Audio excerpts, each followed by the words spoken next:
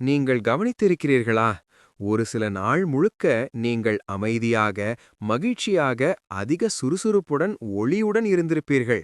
ஆனால் சில மனிதர்களை சந்தித்த பிறகு, ஒரு உரையாடலுக்குப் பிறகு, ஒரு குறிப்பிட்ட சூழலில் நேரம் செலவிட்ட பிறகு, திடீர்னு சோர்வு, வெறுமை, ஆற்றல் குறைவானது போல உணர்ந்திருக்கிறீர்களா? இது ஏன் உங்களுக்கு நடக்கிறது என்று நீங்கள் யோசிக்கிறீர்களா? இந்த ரகசியத்தை பரமஹம்ச யோகானந்தர் மிக ஆழமாக விளக்கியிருக்கிறார். உங்கள் ஆற்றல் ஏன் குறைகிறது? யார் அதை உறிஞ்சுகிறார்கள்? எப்படி அதை 10 மடங்கு பலப்படுத்துவது என்பதை நீங்கள் உள்ளுக்குள் உணர்வீர்கள். ஒவ்வொரு மனிதனும் வெறும் உடல் மட்டுமல்ல, நம்மைச் சுற்றி ஒரு நுட்பமான ஆற்றல் ஒளிவட்டம் இருக்கிறது. இதைத்தான் ஆறா ஒளிவட்டம் என்று அழைக்கிறோம். இந்த ஒளிவட்டம் உங்கள் எண்ணங்கள், உணர்ச்சிகள், ஆன்மீக அனைத்தையும் பிரதிபலிக்கிறது.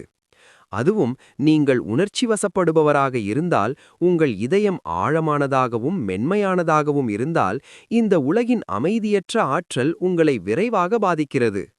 உங்கள் ஆறா பலுவாகவும் தூய்மையாகவும் இருந்தா, பொறாமை, கோபம், மனச்சோர்வு, எதிர்மறை சக்தி இவையெல்லாம் உங்களை தொட்டு கூட பார்க்க முடியாது. உங்கள் இருப்பே மற்றவர்களுக்கு அமைதி. உங்களோட இருக்கிறவங்க மனசு லேசா சுதந்திரமா ஃபீல் பண்ணுவாங்க.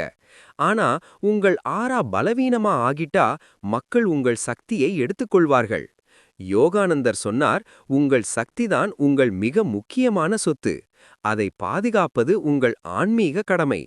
நீங்கள் அமைதியாக இருந்தால் உங்கள் ஆறா பிரகாசிக்கும்.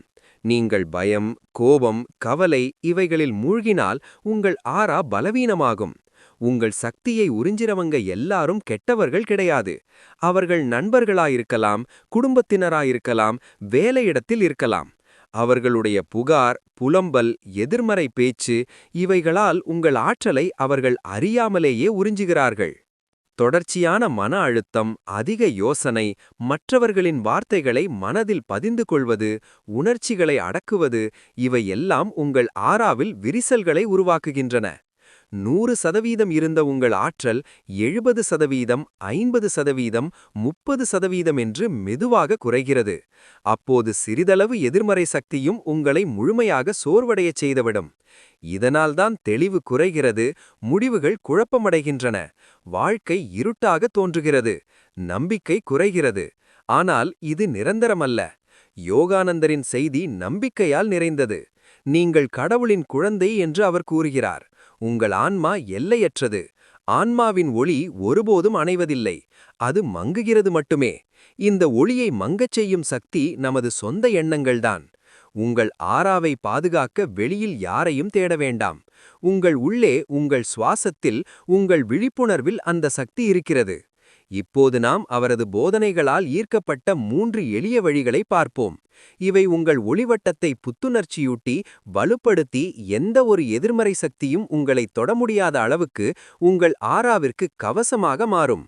1. சுவாசப் பயிற்சி. சுவாசப் பயிற்சி உங்கள் ஆற்றலை சுத்தப்படுத்தும். தினமும் 15 நிமிடம் தனிமையில் கண்களை மூடி மெதுவாக சுவாசியுங்கள். மூச்சை உள்ளே இழுக்கும்போது பிரபஞ்ச ஆற்றல் என்னுள் வருகிறது. மூச்சை வெளியே விடும்போது எல்லா பயமும் வெளியேறுகிறது. இதை 10 நிமிடங்கள் செய்தால் உங்கள் ஆறா மீண்டும் ஒளிர ஆரம்பிக்கும். 2. ஒளிக்கவசம். கண்களை மூடி உங்களைச் சுற்றி ஒரு கோல்டன் லைட், பொன்னிற ஒளிவட்டம் உருவாகுவதை கற்பனை செய்யுங்கள். அந்த ஒளி உங்களை முழுவதும் மூடுகிறது. கூட்டம் நிறைந்த பகுதி போல வெளியே போவதற்கு முன் இதை செய்யுங்கள். இது உங்கள் சக்தியை பாதுகாக்கும். 3. உங்கள் ஆற்றலை உறிஞ்சுபவர்களிடமிருந்து எல்லை அமைப்பது. இது சுயநலமல்ல, சுயமரியாதை. நீங்கள் ஒளியாயிருந்தால் உங்கள் வாழ்க்கை வெளிச்சமாக இருக்கும். நன்றி.